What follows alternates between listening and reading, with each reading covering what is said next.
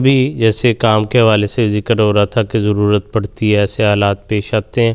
ایک اور اس وقت صورتحال دنیا میں جو ہے وہ ہمیں نظر آتی ہے. گو کہ کہنے کو آج یہ 21ویں صدی کی بڑی مہذب دنیا سمجھی جاتی ہے اور جس میں آزادی کے جو ہیں وہ نعرے لگتے ہیں، لیکن یہ چیز بھی ایک حقیقت ہے کہ ایسے قوانین موجود ہیں، مختلف جگہ پر بن رہے ہیں جس میں یہ حکماً کہا جاتا ہے کہ خواتین پردہ نہیں کر سکیں. تو ایسے ملک جہاں پر قانوناً چہرے کا پردہ کرنا منع ہے، وہاں کیا کیا جائے؟ بات دراصل یہ ہے کہ اس پہ مجھے ابھی حضرت امیر المومنین اید اللہ تعالیٰ بن سلعزیز نے لجنہ کے اجتماع پہ جو اپنا خطاب فرمایا، اس میں خاص طور پہ یہ ذکر فرمایا کہ بڑی خوبصورت بات کسی غیر مسلم خاتون کا حوالہ کوٹ کرتے ہوئے کہ اس نے کہا کہ دراصل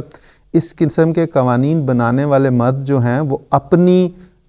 جو ہے ان کے اندر جو نفسانی خواہش ہے کہ خواتین کو دیکھیں، وہ اس قسم کے قانون بناتے ہیں. ورنہ جو پردے کا حکم جس طرح اس نے دیکھا احمدی خواتین کو دیکھا تو اس نے بڑا اپریشیٹ کیا کہ پوری آزادی کے ساتھ پردے میں رہتے ہوئے خواتین اپنا کام کر رہی ہیں. تو ایسے ممالک میں جہاں پہ اس قسم کی مجبوری ہو تو دین اسلام جو ہے وہ تو ہمیشہ کے لیے دین ہے. اگر وہ ایسے معاملات کے لیے حل نہ بتائے تو اس کا مطلب ہے کہ وہ اس میں نقص ہے، لیکن اللہ تعالیٰ کے فضل سے یہ کامل دین ہے. اس نے کہا کہ اس الدین یسرن، دین آسانی کا نام ہے. اگر ایسی مجبوری ہے تو اس وقت پھر جو خلفاء کے ارشادات یا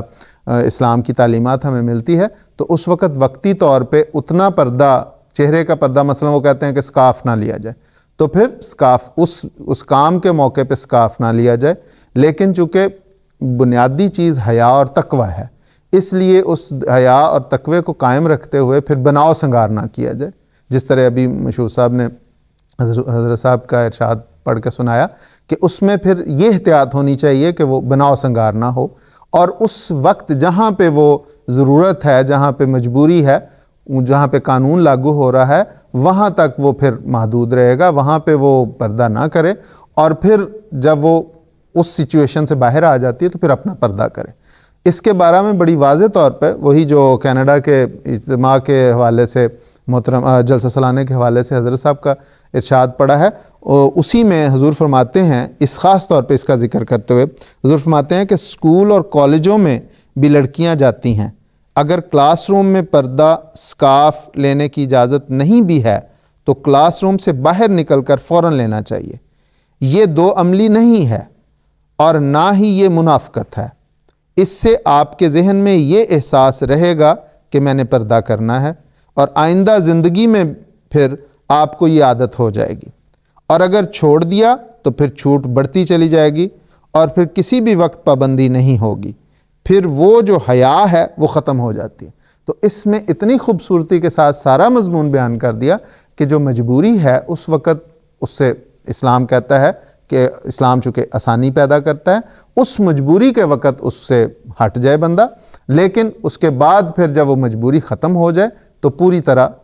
پابندی کرے پردے کی. لیکن اس مجبوری میں بھی جس طرح اس پہلا حضرت صاحب کا ارشاد ہے کہ پھر بناؤ سنگار نہ ہو، اٹریکشن نہ ہو. تو یہ چیزیں بڑی خوبصورت چیزیں ہیں، ہمارے لیے بڑی آسانی ہے کہ اللہ تعالیٰ نے ہمیں جو خلافت کی نعمت عطا کی ہے، ہر ایک مشکل کا حل ہمیں بتاتی ہے. اگر اس پر چلیں تو تمام مشکلات کے حل ہمیں نظر آتے ہیں اللہ تعالیٰ کے فضل سے. اور جیسے جیسے کوئی مسئلہ سامنے آتا ہے، جیسے کوئی ضرورت پیش آتی ہے، پوری رہنمائی جو ہے وہ وہاں سے مل جاتی ہے. اس لیے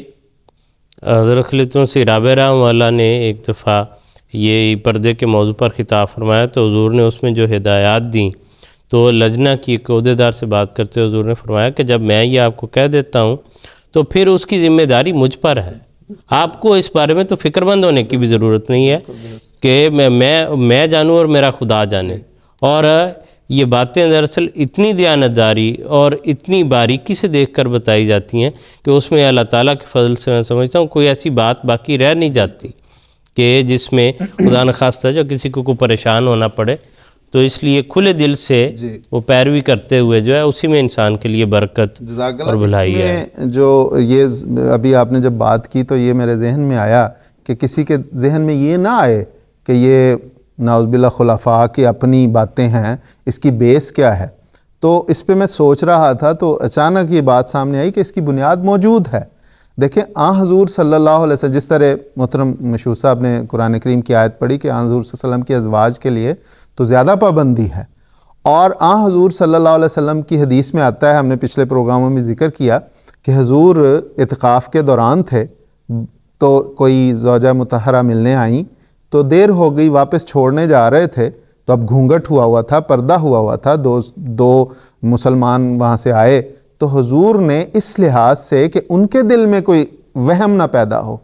تو باوجود اس کے کہ پردے کا حکم تھا، پردے کا حکم نازل ہو چکا تھا، حضور نے اپنی زوجہ مطہرہ کا پردہ اٹھا کے انہیں دکھایا کہ یہ میری بیوی ہے تاکہ تمہارے تو گویا جہاں پہ ضرورت پڑی وہاں پہ پردے کو ہٹا کے بھی دکھانا جو ہے وہ حضور صلی اللہ علیہ وسلم کی سنت سے ثابت ہے۔ اس لیے حضرت خلیفۃ مسیح رابع کا آپ نے حوالہ دیا، حضرت خلیفۃ مسیح خامس کا پڑھا، تو اس سے یہ نہیں کہ یہ کوئی نعوذ باللہ کو بیس لیس باتیں، باقاعدہ بنیاد ہے، اور حضور صلی اللہ علیہ وسلم کی سنت سے یہ ثابت ہے کہ مجبوری کے وقت، ضرورت کے وقت اس سے فائدہ اٹھایا جا سکتا ہے۔ اور جیسے ہم ذکر کیا بنیادی طور پر اس سے کبھی بھی باہر نہیں جاتی بات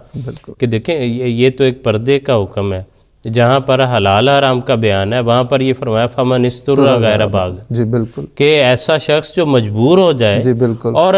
جیسے اس میں یہ ذکر ہے کہ پھر بناؤ سنگار نہ ہو، اسی طرح غیر باغن کہ وہ بغاوت کرنے والا نہ ہو کہ جان بوجھ کے جو ہے، اور ولا عادن اور نہ حد سے بڑھنے والا ہو کہ وہ معاملہ ختم ہو گیا اس کے بعد بھی جی حجاب اتارے پھرے، بناؤ سنگار کیے پھرے۔ تو اس لیے یہ عین جو ہے ان تعلیمات کے جو روشنی اندر اپنے وہ باتیں خلفاء کے لیے ہوتی ہیں، اور اسی وجہ سے وہ بیان کرتے ہیں، وگرنہ وہ از خود تو کبھی بھی انہوں نے یہ دعویٰ نہیں کیا کہ ہم کو نئی شریعت جو ہے وہ پیش کر رہے ہیں یا ہم نے شریعت میں کوئی تبدیلی کر رہی ہے۔ دراصل وہ تو شریعت سے رہنمائی لے کے، اور وہ روشن فہم والے لوگ ہیں جو اب آگے جو ہے وہ جماعت تک بات پہنچاتے ہیں تاکہ وہ سہولت سے عمل کر سکیں۔